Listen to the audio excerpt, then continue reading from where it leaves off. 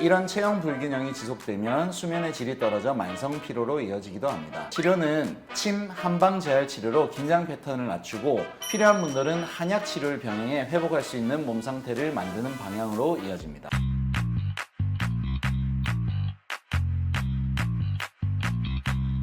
선생님 안녕하세요. 안녕하십니까.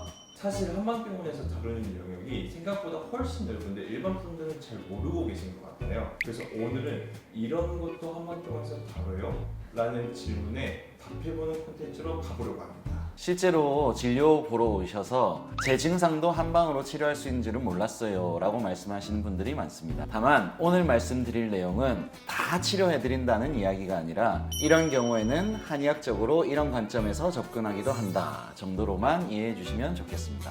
첫 번째로 뭐가 있을까요? 의외로 많은 게 턱관절, 이갈이, 이를 악 무는 문제입니다. 치과 문제라고만 생각하는데 실제로는 스트레스, 수면, 목 어깨 긴장, 자세까지 포함한 전신 균형 문제로 연결되어 있는 경우가 많아요. 한의학에서는 턱만 보지 않고 목, 어깨, 수면 상태, 긴장 패턴을 함께 봅니다. 물론 치과 치료가 필요한 경우도 많고요. 다만 아무 이상 없다고 들었는데 계속 불편하다 이런 분들은 다른 관점이 도움될 수 있습니다. 그래서 이런 경우에는 먼저 문진과 촉진을 통해 턱 자체 문제인지 목 어깨 긴장이나 자세 문제까지 같이 있는지 상태를 확인하고요. 필요하면 엑스레이나 MRI처럼 영상으로 구조적인 문제를 확인한 뒤에 방향을 잡습니다. 확인이 되면 치료는 보통 침, 추나요법, 한약을 통해 광인장을 풀고 신경 균형을 조절하며 생활 패턴, 수면, 자세 교정까지 함께 가져가는 방향으로 갑니다. 두 번째로 수면 쪽일까요? 잠들기 어렵거나 자주 깨는 수면 문제를 호소하시는 분들도 생각보다 많으신데요. 단순히 잠이 안 온다기보다는 몸이 계속 긴장돼 있어서 잠들 준비가 안 된 상태인 경우가 많습니다. 한의학에서는 수면을 뇌 문제만 보지 않고 몸 전체의 긴장, 소화, 순환 상태까지 같이 봅니다. 그리고 수면 문제에서는 한약이 핵심 치료로서 중요한 역할을 하는 경우가 많습니다. 예를 들어 신경이 예민해서 각성이 유지되신 분들은 한약을 통해 신경 안정, 스트레스 완화, 숙면 유도, 피로 회복을 돕고 상태에 따라서 침 치료를 병행해 몸의 긴장을 낮춥니다.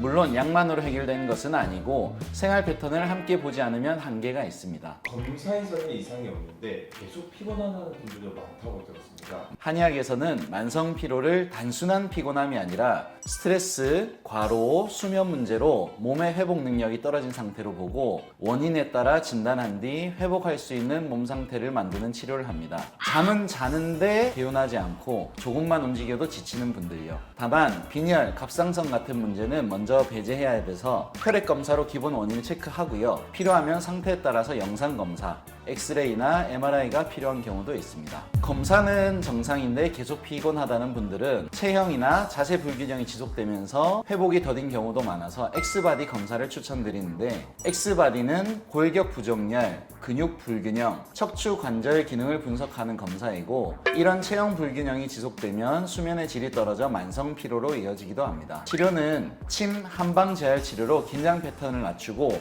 필요한 분들은 한약 치료를 병행해 회복할 수 있는 몸 상태를 만드는 방향으로 이어집니다. 다음 주제는 피부 트러블.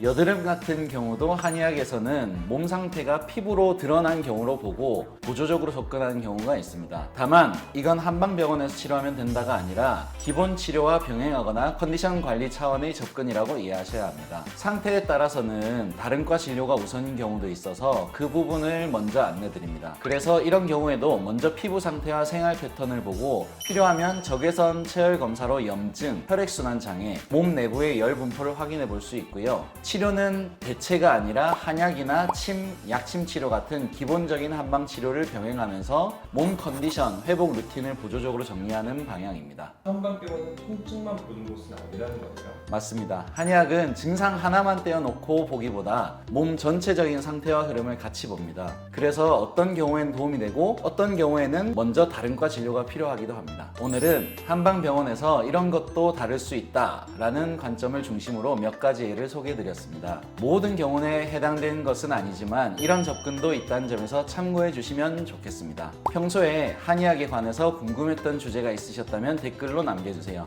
다음 영상에서 다뤄보겠습니다. 시청해 주셔서 감사합니다.